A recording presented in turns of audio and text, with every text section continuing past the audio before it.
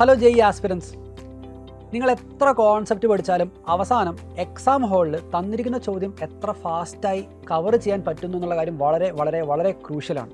അപ്പോൾ പലരും ഫേസ് ചെയ്യുന്നൊരു പ്രശ്നം, ചില ചോദ്യങ്ങളൊക്കെ കണ്ട് അതിൻ്റെ മുകളിൽ സ്റ്റക്കായി പോകുന്നു, പെട്ടെന്ന് വേറൊരു ചോദ്യത്തിലേക്ക് മൂവ് ഓൺ ചെയ്യാൻ പറ്റുന്നില്ല എന്ന് പല കുട്ടികളും പറഞ്ഞു കേട്ടിട്ടുണ്ട്. അപ്പോൾ നിങ്ങൾക്കും ഇങ്ങനെയുള്ള പ്രശ്നങ്ങളൊക്കെ ഫീൽ ചെയ്യാൻ ചാൻസ് ഉണ്ട്. അപ്പോൾ നമ്മൾ ഈ വീഡിയോസിൽ കൂടി ഉദ്ദേശിക്കുന്നത് നിങ്ങൾ എങ്ങനെയാണ് ഒരു പ്രോബ്ലത്തെ അപ്രോച്ച് ചെയ്യേണ്ടത്, എങ്ങനെയാണ് ഒരു പ്രോബ്ലം സോൾവിങ് സ്കിൽ നിങ്ങൾ ഡെവലപ്പ് ചെയ്യേണ്ടതെന്നാണ്. ഈ ഒരു പെർട്ടിക്കുലർ വീഡിയോയിൽ നമ്മൾ ഡിസ്കസ് ചെയ്യുക ന്യൂമറിക്കൽ ചോദ്യങ്ങളാണ്.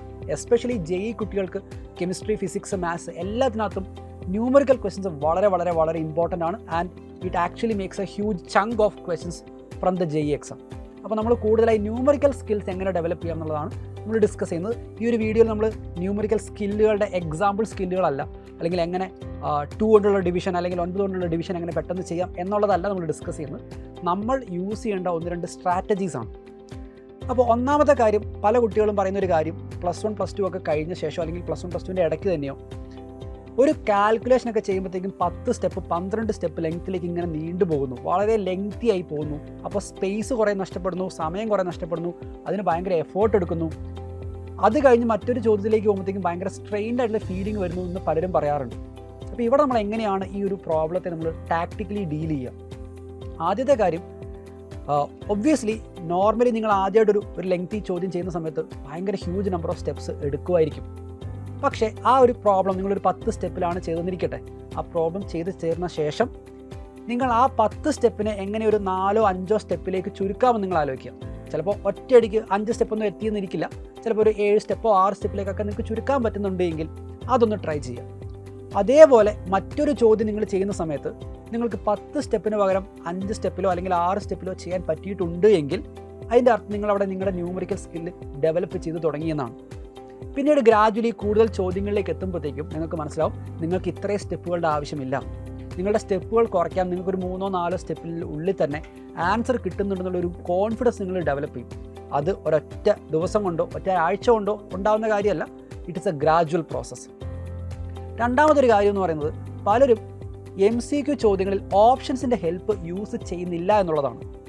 പലരും ചെയ്യുക, ഒരു പ്രോബ്ലം ഉണ്ട്, പ്രോബ്ലത്തിൻ്റെ ഇക്വേഷൻ നമുക്കറിയാം, ഇക്വേഷൻ എഴുതുന്നു, എല്ലാ വാല്യൂ സബ്സ്റ്റിറ്റ്യൂട്ട് ചെയ്യുന്നു, ലെങ്തി ആയിട്ടൊരു കാൽക്കുലേഷൻ പ്രോസസ്സിലേക്ക് മുൻപോട്ട് പോകുന്നു.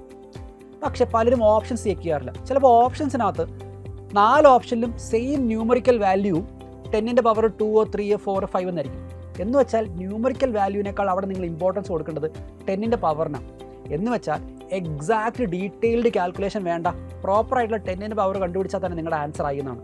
ചില സമയത്ത് 10ൻ്റെ പവർ സെയിം ആയിരിക്കും, ന്യൂമറിക്കൽ വാല്യൂ മാത്രം വ്യത്യാസം. അതിൻ്റെ അർത്ഥം എന്താ? നിങ്ങൾ നമ്മുടെ ന്യൂമറിക്കൽ വാല്യൂ സ്റ്റാർട്ട് ചെയ്യുന്ന ഫസ്റ്റ് ഡിജിറ്റ് മാത്രം കണ്ടുപിടിച്ചാൽ ആൻസറായി, നിങ്ങൾ 10ൻ്റെ പവറിനെ പറ്റി ബോധർ ചെയ്യേണ്ട ആവശ്യമില്ല. ചില സമയത്ത് 4 ഓപ്ഷൻസും വൈഡ് അപ്പാർട്ട് വാല്യൂസ് ആയിരിക്കും, 2, 8, 17, 54, 4 വേറെ വേറെ വാല്യൂസ്. അപ്പോൾ അങ്ങനെയാണെങ്കിൽ അതിൻ്റെ അർത്ഥം നിങ്ങൾ അങ്ങനെ എക്സാക്റ്റ് പിൻ പോയിൻറ്റഡ് കാൽക്കുലേഷൻ വേണ്ട, അപ്രോക്സിമേഷൻ നിങ്ങൾക്ക് യൂസ് ചെയ്യാമെന്നാണ് അതിൻ്റെ അർത്ഥം.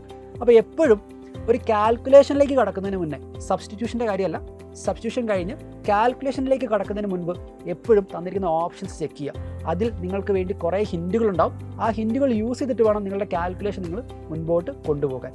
ഈ കാര്യങ്ങളെല്ലാം ഒരൊറ്റ ദിവസം കൊണ്ടോ, നേരത്തെ പറഞ്ഞ ഒരൊറ്റ ആഴ്ച കൊണ്ടോ ഉണ്ടാകുന്ന കാര്യമല്ല, it is A gradual process, it takes time. അപ്പോൾ നമ്മൾ ചെയ്യേണ്ട കാര്യം കൺസിസ്റ്റൻ്റായിട്ടും പെർസിസ്റ്റൻ്റായിട്ടും ഈ പ്രോസസ്സുകൾ ഫോളോ ചെയ്യുക എന്നുള്ളതാണ്. ഗ്രാജുവലി നമ്മുടെ ഈ ന്യൂമറിക്കൽ സ്കില്ലുകൾ ഡെവലപ്പ് ആവും, അതിനനുസരിച്ച് നമ്മുടെ പ്രോബ്ലം സോൾവിങ് സ്കില്ലും ബെറ്റർ ആവും. സോ ഈ ഒരു കാര്യങ്ങളെല്ലാം നിങ്ങളുടെ മനസ്സിൽ സൂക്ഷിക്കുക. എക്സാമുകളിലും നമ്മുടെ ക്വസ്റ്റ്യൻസ് പ്രാക്ടീസ് ചെയ്യുന്ന സമയത്തൊക്കെ ഈ ഒരു കാര്യങ്ങളെല്ലാം നിങ്ങളുടെ മനസ്സിലുണ്ടാവട്ടെ. All the very best. നമുക്ക് മറ്റൊരു സെഷനിലേക്ക് കാണാം.